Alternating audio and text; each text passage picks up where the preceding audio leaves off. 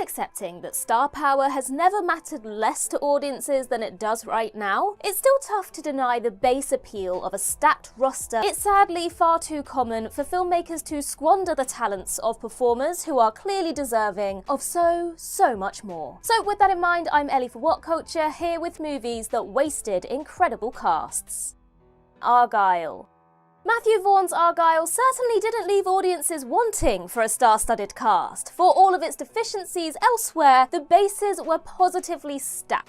The spy action comedy counts among its roster Henry Cavill, Bryce Dallas Howard, Sam Rockwell, Bryan Cranston, Catherine O'Hara, Dua Lipa, Ariana DeBose, John Cena, Samuel L. Jackson, Rob Delaney, Richard E. Grant, and Sofia Boutella. And yet, despite having such acting firepower behind it, Argylle is a convoluted, frustrating mess of a film. At once frantic and shockingly boring, hurtling through a shoddy sub-Kingsman spy romp while leading to one of the most predictable plot twists. It didn't help, of course, that a lot of the cast appear for just a few scenes apiece, especially Henry Cavill, despite him receiving prime placement in the movie's marketing. For a film with 2 Oscar winners and 3 nominees to its name, what a disappointing outcome. If. John Krasinski's fantasy drama If is nothing if not one of the most star-studded films in recent memory, with Ryan Reynolds leading a live-action cast also including Krasinski himself and Fiona Shaw. But things get seriously loaded with the voice cast for the titular Ifs, imaginary friends, with the ensemble consisting of Steve Carell, Phoebe Waller-Bridge, Louis Gossett Jr., Awkwafina, Emily Blunt, George Clooney, Bradley Cooper, Matt Damon, Bill Hader, Richard Jenkins, Keegan-Michael Key, Blake Lively, Christopher Maloney, Matthew Rhys, Sam Rockwell, Maya Rudolph, Amy Schumer, and Jon Stewart. Oh, and in case that's not enough, Brad Pitt is also credited as an invisible If, with no dialogue, as a reference to his fleeting cameo in Deadpool 2 as the Vanisher, because why the hell not, I guess? And yet most of these performances are relatively anonymous, enough that their presence feels more for marketing purposes than anything else. Even in an era where flexing about having the biggest cast ever has less pull with audiences than ever, it's shocking how little impact this objectively amazing cast makes in Krasinski's tonally uneven, all-over-the-place family adventure. Unfrosted. Netflix's Pop-Tart origin story Unfrosted roped in a veritable grab bag of beloved comedians for its huge ensemble, largely due to the film being co-written and directed by the legendary Jerry Seinfeld. Seinfeld stars alongside Melissa McCarthy, Jim Gaffigan, Max Greenfield, Hugh Grant, Amy Schumer, Peter Dinklage, Christian Slater, Bill Burr, Dan Levy, James Marsden, Thomas Lennon, Kyle Mooney, Tony Hale, Maria Bakalova, Dean Norris, Cedric the Entertainer, Fred Armisen, Patrick Warburton, John Slattery, and Jon Hamm. Even accepting that most of these actors play small cameo roles, the overwhelming majority of them are given little of interest to do, save for Slattery and Hamm amusingly reprising their Mad Men roles. But as Seinfeld can't find much for himself either, there was never going to be much hope. A glorified SNL skit stretched out to agonizing feature length, Unfrosted at least hopefully gave all involved an easy payday. Rebel Moon Part 2: The Scar Giver. The first part of Zack Snyder's Rebel Moon duology made it abundantly clear that for all of the money and talent thrown at the Enterprise, it had nothing interesting for its enviable cast to do. And so naturally the exact same was true of Part 2, The Scar Giver, which achieved the almost impressive feat of arguably being duller and less compelling than a predecessor which shamelessly riffed off a bevy of hit properties, from Star Wars to Warhammer, Harry Potter, and Avatar. The Scar Giver is blessed with a cast that would make most directors weep with joy. Sofia Boutella, Jaimin Hunsu, Ed Skrein, Mikhail Hausman, Bey Doona, Ray Fisher, Anthony Hopkins, and Carrie Elwes. And yet, do any of these cast members get a single memorable moment worth savouring? As with its perhaps even more actor-stacked predecessor, The Scar Giver is a borderline criminal squandering of talent in the pursuit of something so anemic, even visionless. Megalopolis.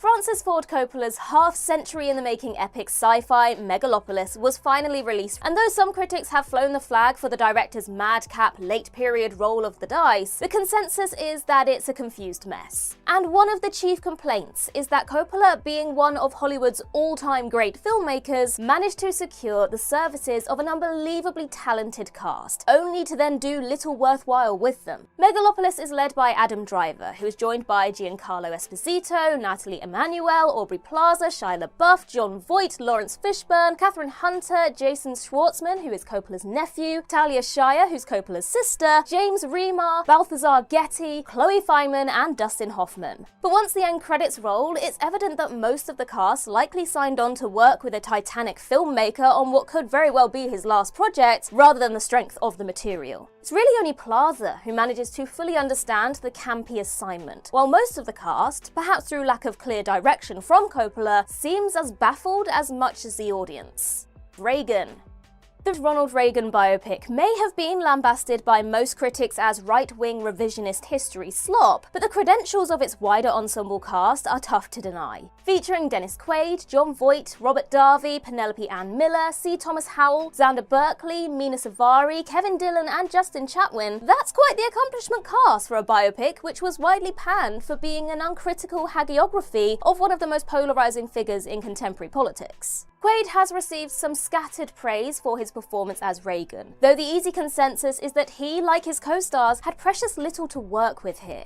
A Reagan biopic could absolutely have done this cast service in the right hands, but the hands here being Sean, Cats and Dogs 3 Paws Unite McNamara? Maybe not. Damsel. Netflix's dark fantasy film Damsel is hardly awful, but it seems sacrilegious to settle for forgettably mediocre when you've got a cast led by Millie Bobby Brown that counts Hollywood royalty among its supporting players, namely Shohreh Aghdashloo, Angela Bassett, Robin Wright, and Ray Winston. Aghdashloo, Bassett, and Wright alone have 3 Oscar nominations and almost 24 Emmy nods between them. But do you even remember that they appeared in this beige slice of watchable content? Brown certainly gives a capable performance in the lead role and gets a nifty executive producer credit, but it's also dispiriting that a promising star vehicle with an incredible roster of veteran actors scrapes being fine. However, Damsel's lack of ambition didn't stop it from becoming the most watched Netflix original film of the year, so what do we know? It evidently falls into that classic Netflix original niche of serving a good enough result for an extremely broad group of audiences, even if few likely rated it highly, a sadly too common goal in the modern algorithm-driven filmmaking landscape. The Garfield movie.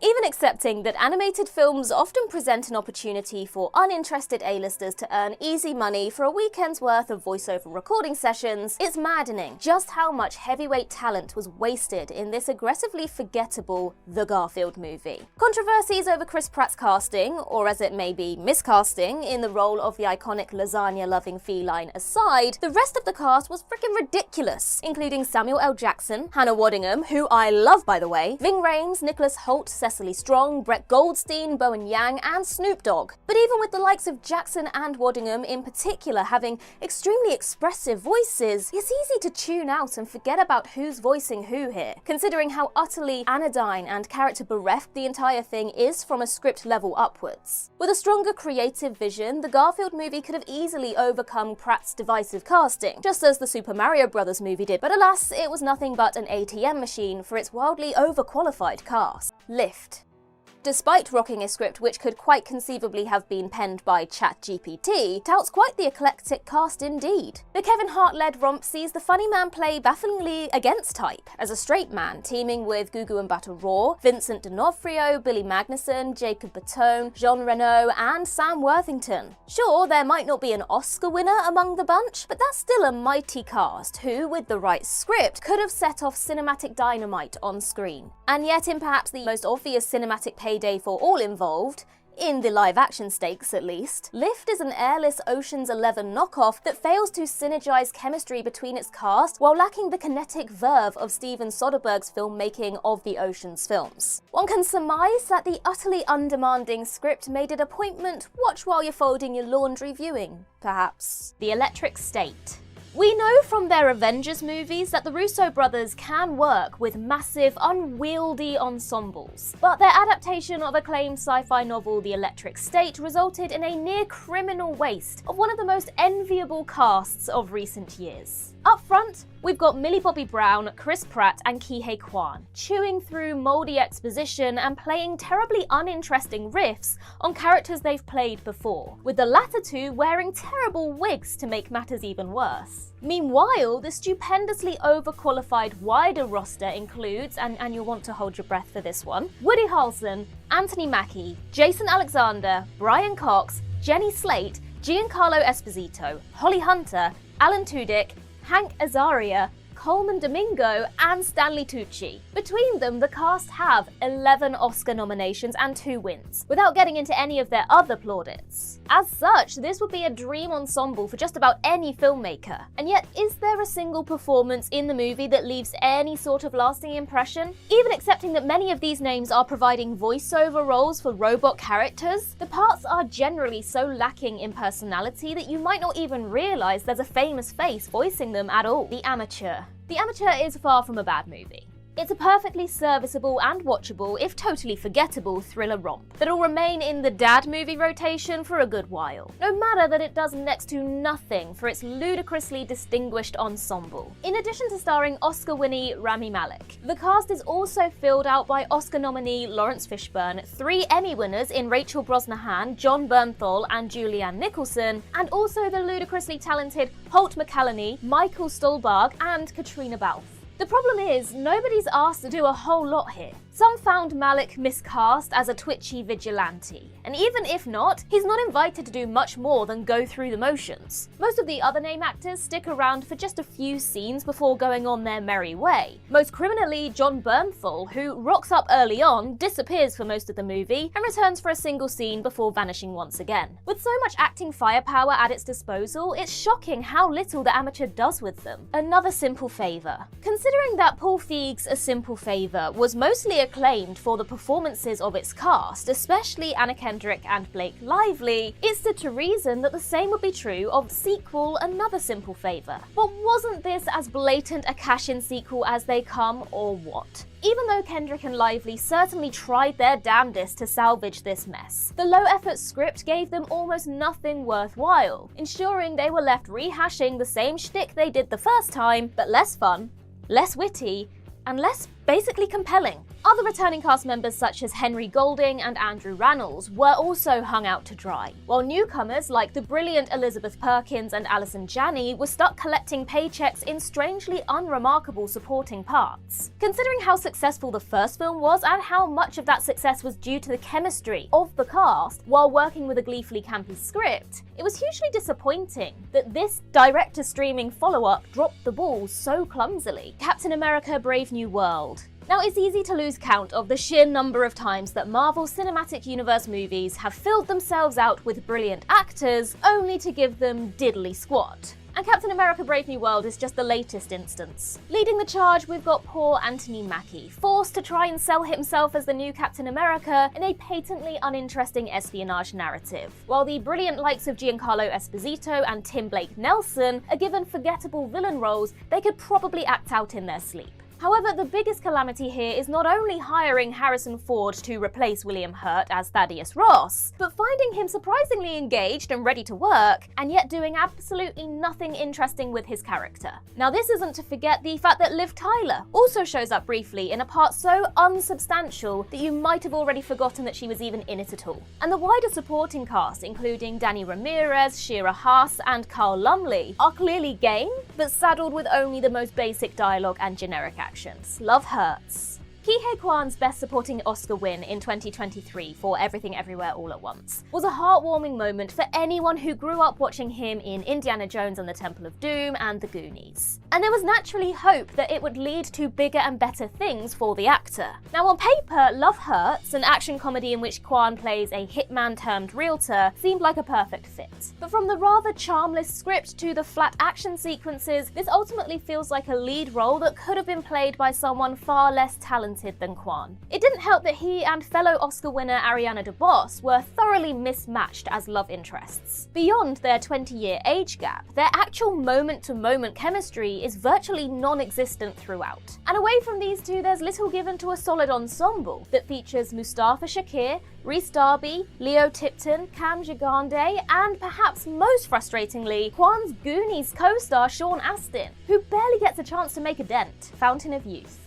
Guy Ritchie never struggles to attract terrific ensemble casts for his movies, and his new action-adventure romp for Apple, Fountain of Youth, is certainly no exception. But never before has Ritchie wasted a celebrated cast this egregiously, with this hollow, thunderously generic National Treasure knockoff giving its game roster precious little to do. Front and centre, we've got John Krasinski and Oscar winner Natalie Portman as sibling adventurers. And while it's fair to say that Krasinski is egregiously miscast anyway, he's also got such a nothing burger of a script to work from that most actors would struggle in the role. Elsewhere, the cast includes a bevy of talent in the form of Eiza Gonzalez, Domhnall Gleeson, Laz Alonso, Carmen Ejogo, and last but not least, Oscar nominee Stanley Tucci. This is a diverse and intriguing ensemble that's largely left flailing around with little to do in a rare Guy Ritchie romp that's not even basically passable fun. In fact, it feels dangerously close to totally anonymous, algorithm-driven slop. Opus.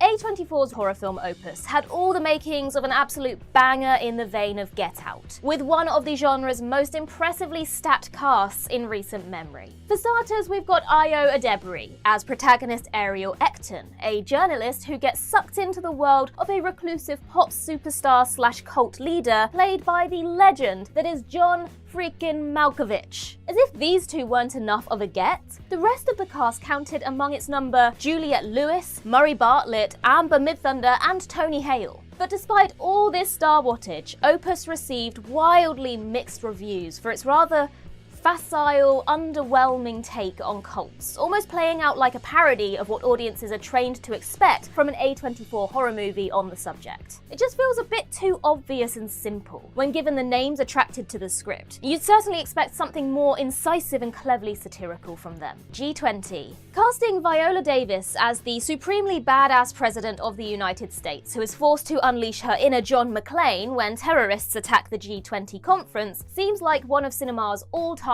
great slam dunk concepts. And on paper it is. But what a whiff this was in the execution. Davis commits fully to the part of POTUS Danielle Sutton, but nothing in this script requires too much of her from either a dramatic or physical standpoint. And so one has to ask, why even bother? The rest of the cast is similarly served little. Anthony Starr is perfectly placed as the maniacal terrorist leader, but running on fumes throughout. And among the wider cast, the acclaimed likes of Elizabeth Marvel, Sabrina Impacciatore, Clark Gregg, and Anthony Anderson are pretty much just part of the furniture. G20 could have been a pulpy, flavorful, even timely action flick that let its cast off the leash to have some fun. But instead it's a coma-inducingly trite, been there, done that actioner. Ballerina. Even though John Wick's spin-off Ballerina wasn't the disaster that many pre-release reports suggested it might be, it was nevertheless a disappointing pedestrian expansion on the Wick universe, which did only the bare minimum to serve its killer cast. Ana de Armas certainly gives it her all in the action stakes, but on a narrative and character level, there's desperately little for her here. She's not the only Oscar nominee to get the short shrift though, as there's also Catalina Sandino Moreno in the role of an ultimately throwaway supporting villain, and Oscar winner Angelica Houston, who briefly reprises her role as the leader of the Ruska Roma. Ian McShane also shows up for a few cursory scenes, while the late great Lance Reddick gets virtually nothing to do during his brief screen time. Of the OG Wick clan, it's Keanu Reeves who is probably best utilised here, even if he's ultimately something of a fan-serving prop to try and further legitimise this spin-off. Probably the most blatant squandering of acting talent here though are Gabriel Byrne, who is given a villain role so water-thin nobody could blame him for sleepwalking through it, and Norman Reedus, whose part is so tossed off it feels like it was hastily added in reshoots. There's so much talent here for a kick-ass, ultra-dramatic action film, and yet outside of its well-crafted set pieces, there's nothing that actually demands their skills. The Alto Knights. And finally, we have The Alto Knights, a staggeringly dull, Goodfellas-light crime drama, which has the unique distinction of wasting its beloved lead actor not once, but twice. You see, Robert De Niro plays both of the movie's central mob boss characters, Vito Genovese and Frank Costello. And while one could argue that this was an attempt to show Genovese and Costello as two sides of the same coin, it ultimately feels more like a gimmick to try and enliven a film that simply isn't noteworthy otherwise. Now, De Niro absolutely gave it his all here, but when he's working with such a warmed-over retread of classic gangster flicks, it's painfully clear that he deserved better. And the same is true of the other notable cast members, namely Deborah Messing, Cosmo Jarvis, and a number of Sopranos alums such as Catherine Narducci, Michael Rispoli, and Matt Servito. It's a testament to how egregiously the Alto Knights wastes everyone that, despite the two De Niro's marketing ploy, it was forgotten within days of hitting cinemas back in March.